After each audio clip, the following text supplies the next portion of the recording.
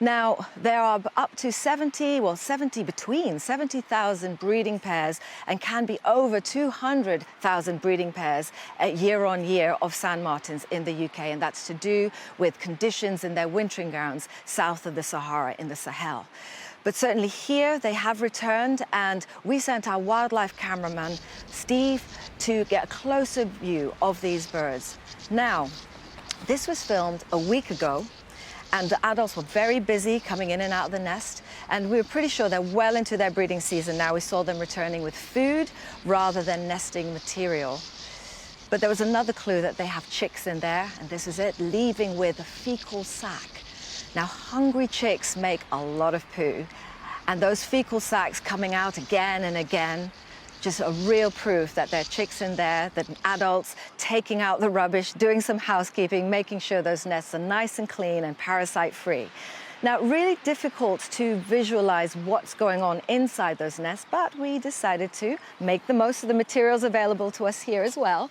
And we've done a little mock-up of what it might look like inside there. So the entrance is over here on the cliff face, and they'll excavate a long horizontal straight line tunnel, can be as far as 90 centimeters into the cliff face. And at the end of it is a little cavity. And inside that, they'll bring in nesting material, grass, feathers, soft material. And on top of that, they'll lay eggs, much like these ones here, this sort of size. And they'll lay typically about 5 eggs and as many as 7 eggs. And it takes from egg laying to fledging 19 to 21 days. So that's pretty fast.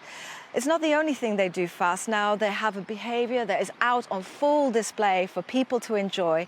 These are fast flyers. Now let's take a look at this. Now this is filmed in slow motion. It's 6 times slower than normal speed. The birds just, cruising past, beautiful. But what I want you to look at are the people in the background, the human world, even the waves are frozen in time. Now, let's rewind that and look at it again. Blink and you'll miss it, so pay attention. This is it in real time. And it absolutely cruised past. It's absolutely amazing. Brilliant, brilliant birds.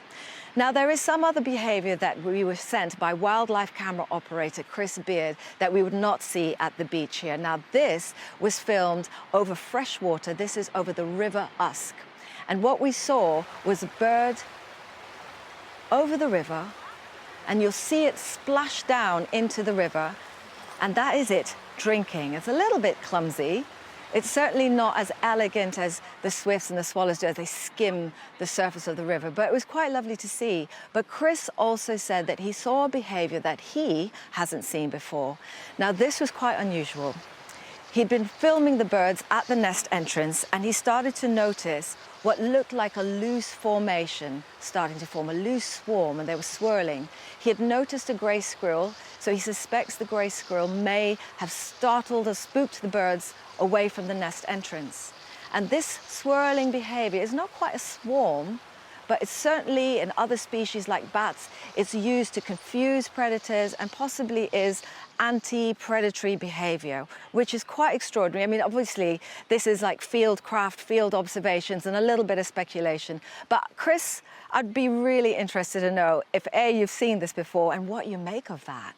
I don't think I've seen them reacting to a squirrel like that, but I do remember as a kid going to a colony that used to be near me, and sometimes in the evening you would get almost like a swift swarm of these birds would come in, and they'd all be flying around. I guess they were communicating socially, maybe looking for mates, figuring out who was who, whose nest hole was who, but it's interesting to see that. I mean, of course, we have seen predators at the nest in Mincemead. We have. We had cameras on sand martins on the bank. They were nesting, as you say, and we saw a stoat that came in and just seemed to take one after another and stash them away. It was like a living larder, wasn't it? It was indeed. Lovely little birds.